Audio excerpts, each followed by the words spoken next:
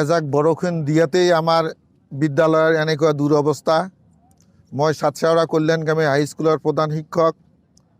যে ইয়াৰ আগতে আমি এই ঝাণ্ডু কনষ্ট্ৰাকশ্যন ইণ্ডিয়া লিমিটেড কোম্পানীক আমি এপ্লিকেশ্যন পৰ্যন্ত দি আহিছোঁ যে আমাৰ এটা যে বিদ্যালয়ৰ সন্মুখত মানে উত্তৰে আছে আমাৰ পঞ্চায়ত ৰোড, দক্ষিণে আছে আমাৰ পাৰ্চনেল ৰোড, পানী ওলোৱাৰ কোনো ৰাস্তাই নাই। সেই কাৰণে আমি এপ্লিকেশ্যন লিখি আমাৰ বিদ্যালয় পৰিচালনা কমিটিৰ সভাপতি আৰু মই যে জেনেৰেল মেনেজাৰৰ পৰা আৰম্ভ কৰি ঝাণ্ডু কনষ্ট্ৰাকশ্যন ইণ্ডিয়া লিমিটেড কোম্পানীলৈ আমি দৰখাস্ত ছাবমিট কৰিছোঁ।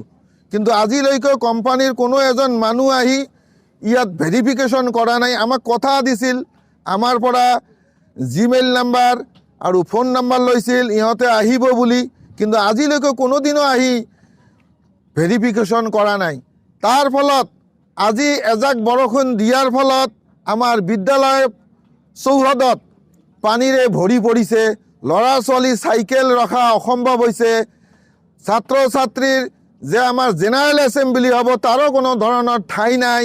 শিক্ষকসকল যে অহা যোৱা কৰিব, আহি যে এখন বাইক ৰাখিব তাৰো কোনো ধৰণৰ ঠাই নাই।